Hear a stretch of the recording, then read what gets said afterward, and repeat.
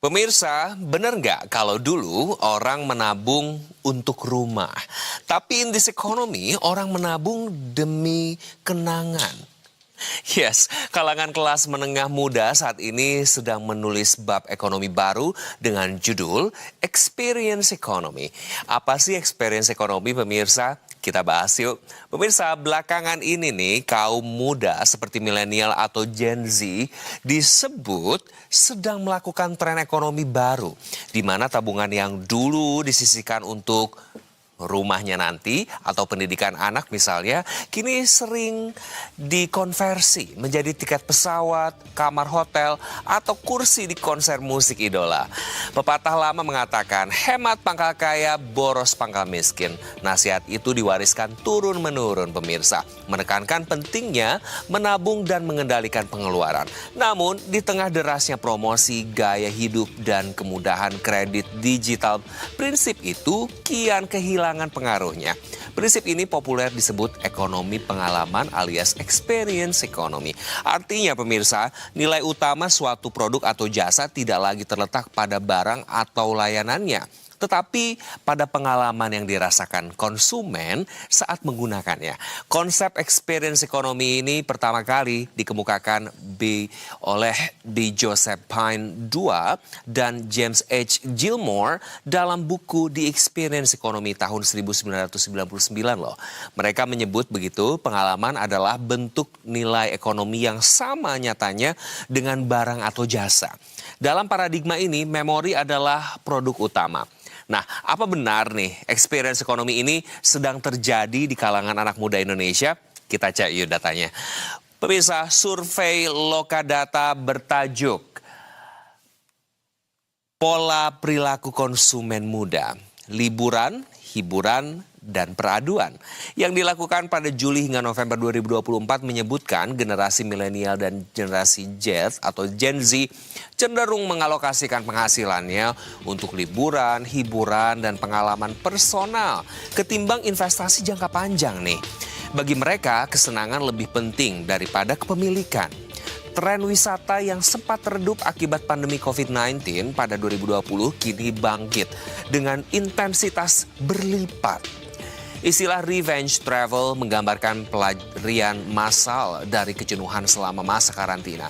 Wisata alam dan budaya kembali ramai, disusul gig tripping atau perjalanan lintas kota atau negara demi menonton konser musisi idolanya.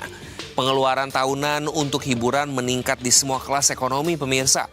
Di kelas atas, angkanya naik dari 1,2 juta rupiah menjadi 1,5 juta rupiah per tahunnya. Lonjakan terbesar terjadi pada kategori konser dan festival musik yang sempat mencapai indeks sempurna, yakni 100 pada 2023. Bahkan muncul nih fenomena concertflation alias inflasi harga tiket konser setelah pandemi. Tiket artis internasional seperti Blackpink atau Ed Sheeran misalnya pada 2023-2024 melonjak jauh di atas harga pada tahun 2019. Namun permintaan tetap saja tinggi. Banyak yang rela mencicil hanya demi berdiri di barisan penonton terdepan. Sebanyak 58% pemirsa responden dalam survei itu menyiapkan budget maksimal Rp500.000 untuk acara langsung. Tetapi banyak juga yang akhirnya membayar lebih dengan skema pay later. Mayoritas milenial dan Gen Z memperoleh informasi hiburan dan liburan dari media sosial. Sebagian besar, yaitu 84% responden, memilih berjalan-jalan di destinasi wisata alam atau buatan nih. Sementara 63% responden menghadiri konser atau festival musik. 2 dari 5 responden mengaku juga pemirsa lebih tertarik nih menonton musisi idola ketimbang menghadiri festival besar. Hasil survei tersebut menggambarkan bahwa nilai konsumsi kini tidak lagi diukur dari kepemilikan benda, tetapi dari sensasi dan cerita yang melekat setelahnya. Konsumerisme bergeser ke pengalaman yang bisa dibagikan di media sosial, mulai dari konser musik itu tadi, kuliner eksklusif, atau foto di tempat wisata luar negeri. Kita lihat data berikutnya yuk pemirsa. Nah, data lainnya juga tercapture nih dari Badan Pusat Statistik atau BPS yang juga melaporkan pola belanja masyarakat kelas menengah pemirsa. Indonesia yang mengalami pergeseran dalam 10 tahun terakhir. Pada 2014 sebanyak 45,53% pengeluaran kelas menengah dialokasikan untuk belanja makanan.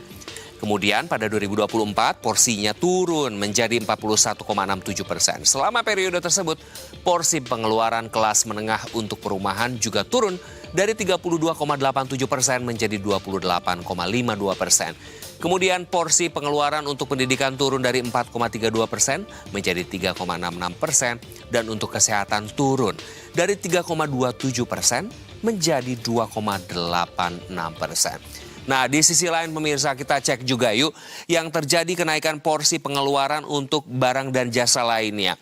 Pajak kendaraan, keperluan pesta, pakaian, barang tahan lama, dan hiburan seperti terlihat pada grafik di layar atau di belakang saya ini. Bisa kita lihat ya pemirsa. Pemirsa,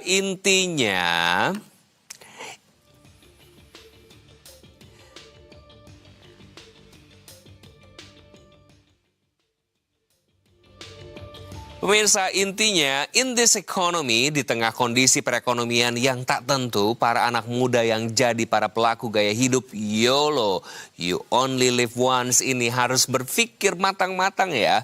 Bagi kalian yang tak ambil pusing soal finansial, mesti siap menghadapi masa depan yang dar-der-dor loh.